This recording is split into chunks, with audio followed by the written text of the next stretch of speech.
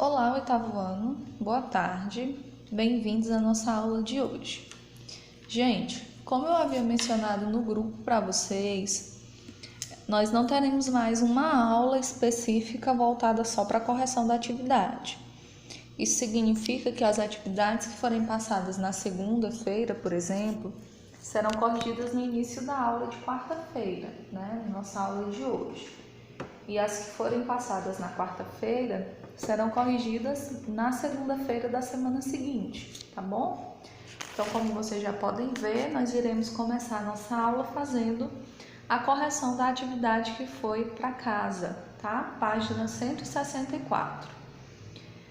Na página 164, nós temos a primeira questão, que diz o seguinte: a seguir, transcrevemos 3 estrofes de Não Me Deixe Só, uma música de Vanessa da Mata.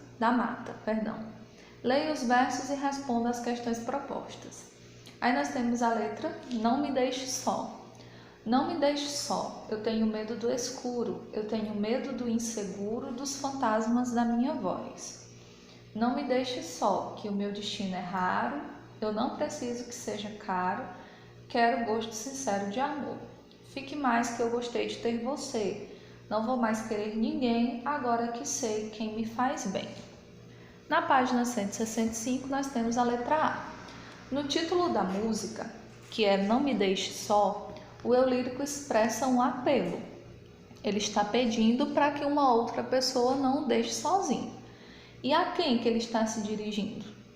Ele está se dirigindo à pessoa que está com ele e que lhe faz bem.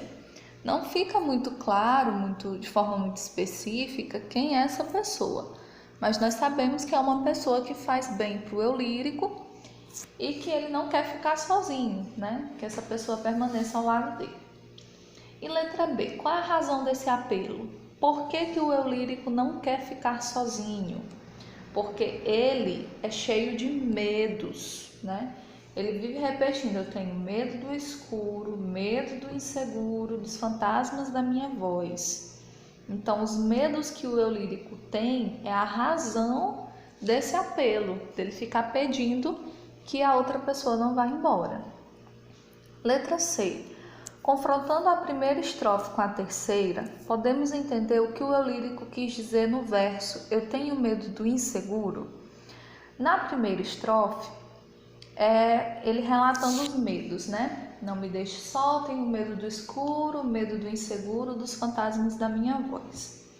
Na terceira estrofe, ele diz assim: fique mais que eu gostei de ter você.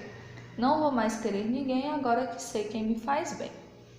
Então, como ele se dirige a alguém que lhe faz bem e de quem gostou, ele quer, na verdade, a certeza dessa relação e não a insegurança com outras pessoas. Então, quando ele diz lá na primeira estrofe que tem medo do inseguro, é exatamente medo de conviver com outras pessoas, é o medo de ter que começar uma nova relação. Então, o eu lírico está preferindo permanecer com a pessoa que ele já conhece, né? Que sabe que o ama e com quem ele já está seguro, do que ter que dar início a uma nova relação e ir atrás de uma outra pessoa. Letra D. Os termos do escuro, do inseguro e dos fantasmas da minha voz completam o sentido de que substantivo? Gente, vejam que esses termos estão lá na primeira estrofe, né? Primeira estrofe, no segundo, terceiro e quarto verso. Eu tenho medo de quê? Do escuro. Eu tenho medo de quê? Do inseguro. E ainda completa, dos fantasmas da minha voz. Então, o substantivo aqui é o substantivo medo, certo? Os termos do escuro, do inseguro e dos fantasmas da minha voz estão completando o sentido do substantivo medo. Em relação a esse substantivo, os termos destacados exercem a função de um adjunto, adnominal ou de um complemento nominal. Qual é o termo que nós utilizamos para poder completar o sentido de um substantivo abstrato? É o complemento nominal. Então, a resposta aqui da letra D, o substantivo é medo e os termos são complementos nominais. A segunda questão vai falar um pouquinho sobre a resenha do filme A Procura da Felicidade, que nós já trabalhamos, né? Que vocês já tiveram contato, que vocês já conhecem a história na verdade. Então, na página 166, letra A. Agora que você leu a sinopse do filme, crie um outro título para ele. Essa resposta é pessoal. Letra B. Para você, o título do filme A Procura da Felicidade está adequado? Também outra resposta de cunho pessoal. Letra C. No título do filme, o substantivo procura tem sentido incompleto e o termo que o completa é da felicidade.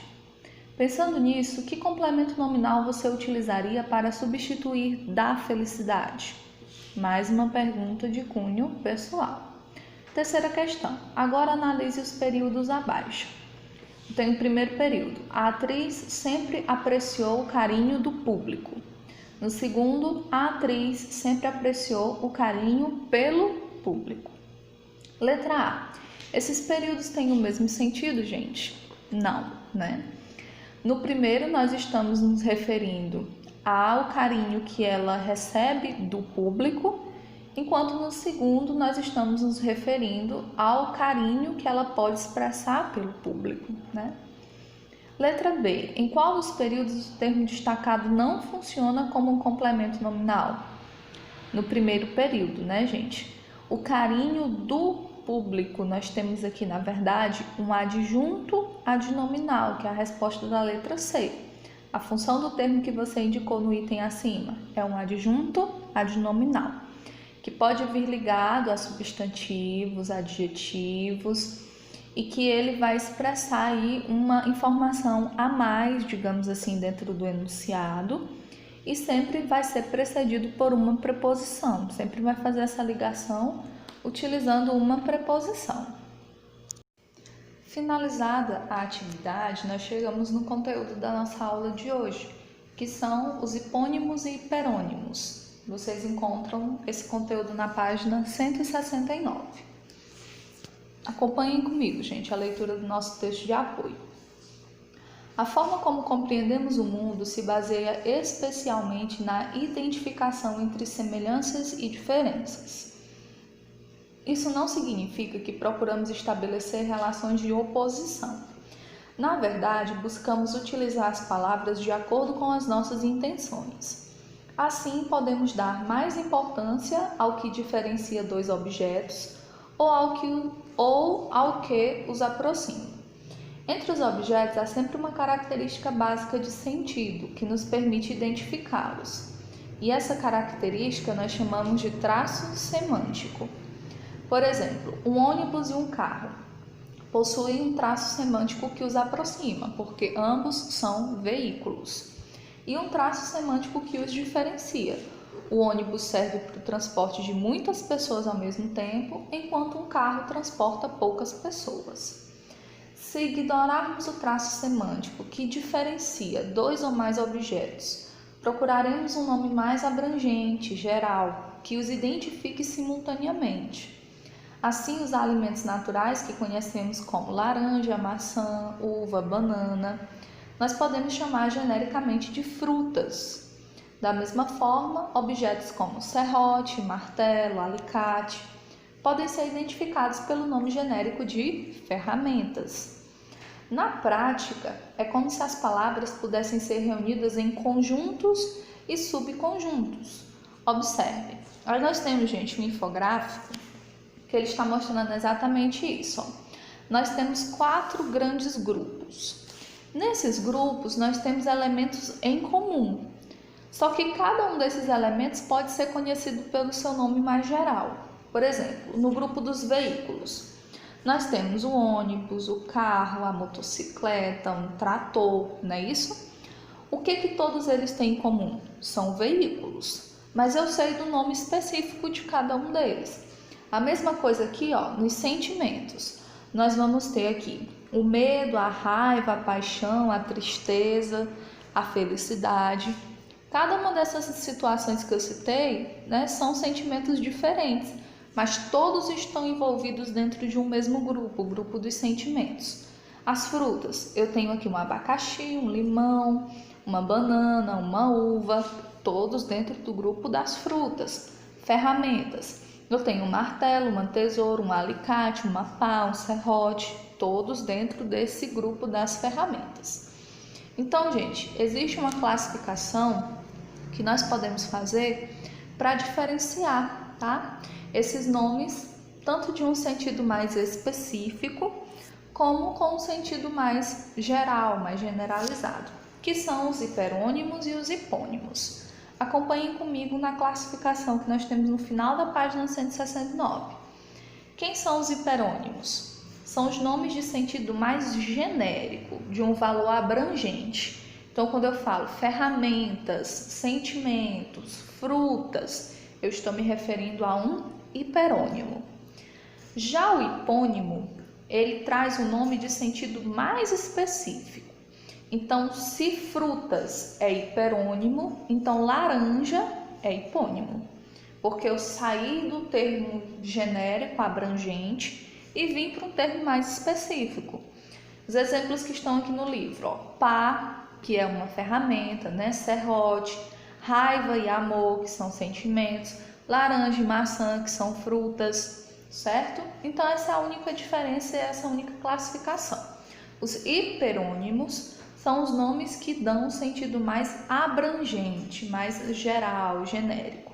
Enquanto que os hipônimos são nomes cujo o sentido é mais específico, tá bom? Na página 170, nós continuamos com a leitura. Como você deve ter percebido, a relação de hiponímia e de hiperonímia está bastante presente no nosso dia a dia. Sempre que nos comunicamos, utilizamos palavras ou expressões que seguem essa relação. Por isso, dizemos que a utilização dos hipônimos e hiperônimos ocorre em todos os campos do conhecimento.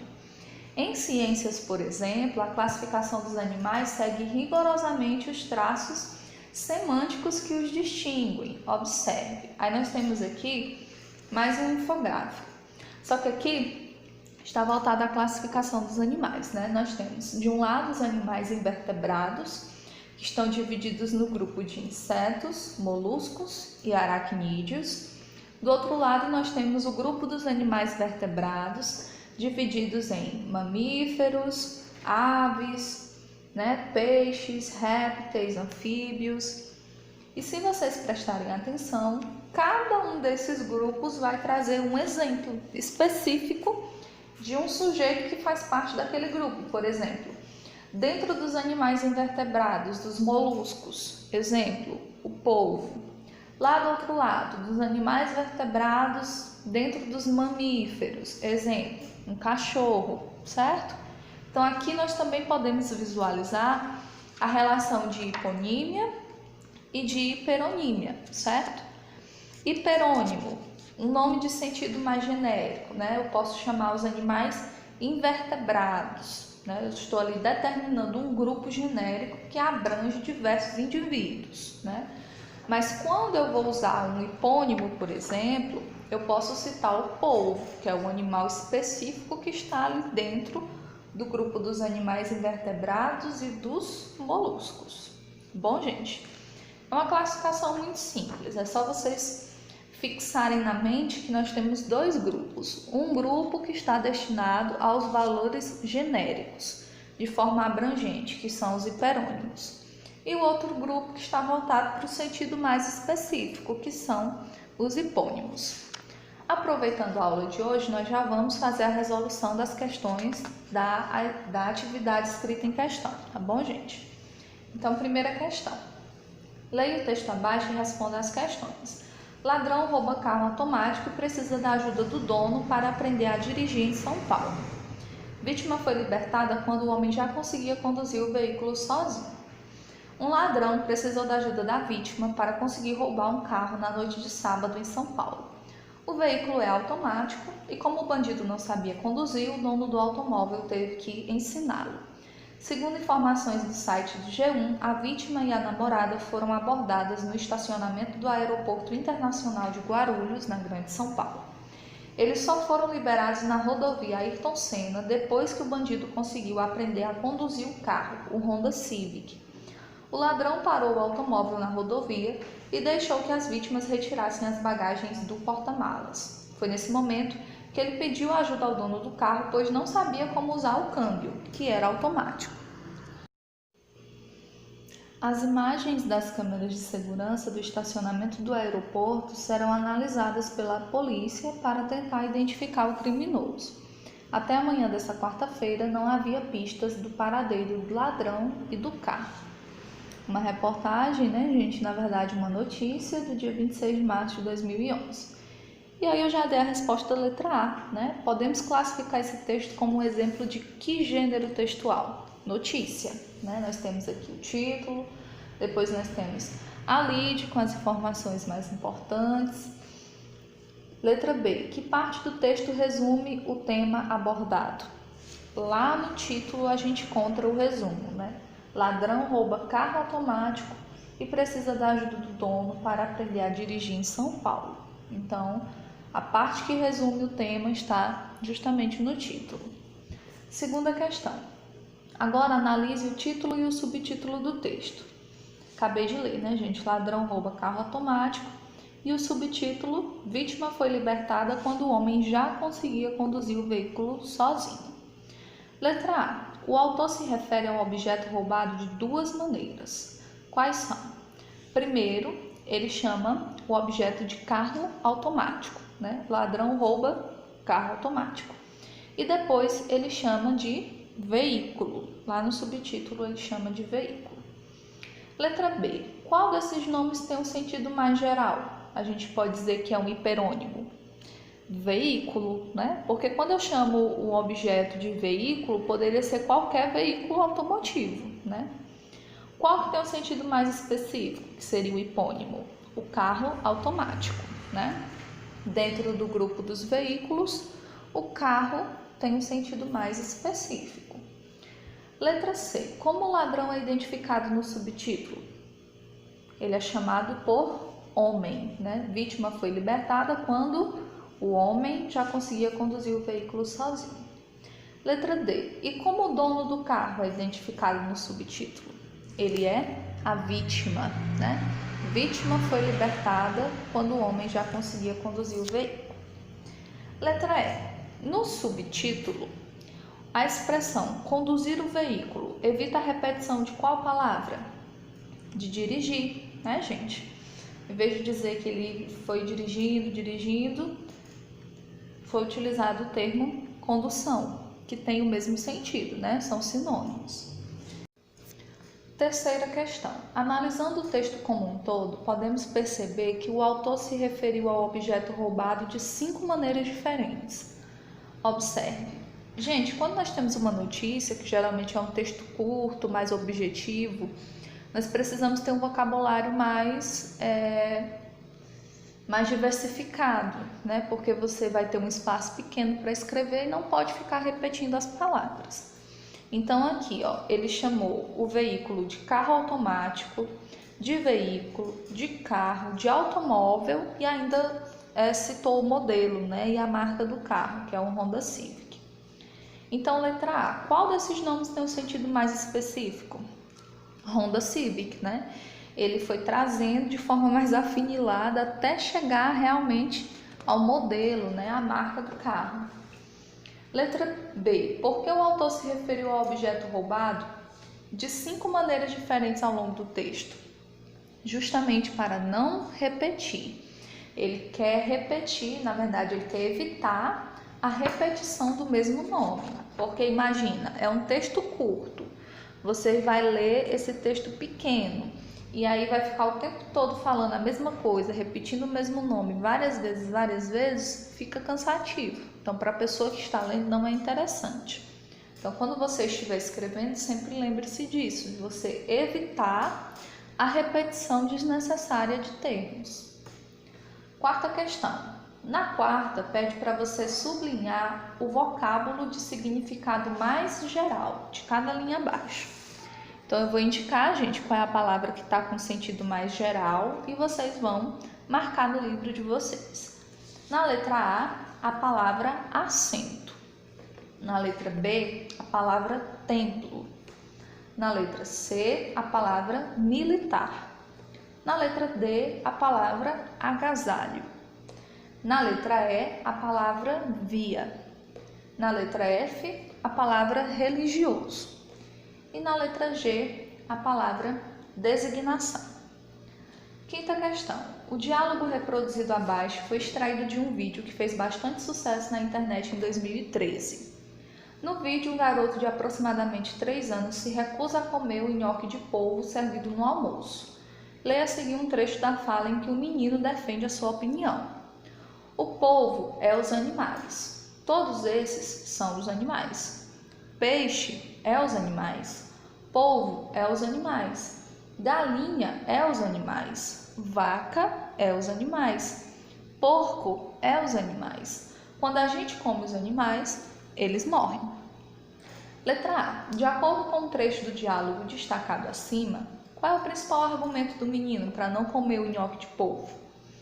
O argumento principal dele é que se nós comermos, os animais, eles infelizmente vão morrer. Então, para ele, nós não devemos comer os animais, não devemos matar os animais. Letra B. Com que objetivo você acredita que o menino repete que cada um dos bichos são animais? Ele tenta convencer a mãe de que, estando cada um dos bichos na categoria de animais, nós não podemos comê-los, uma vez que para isso eles precisam morrer.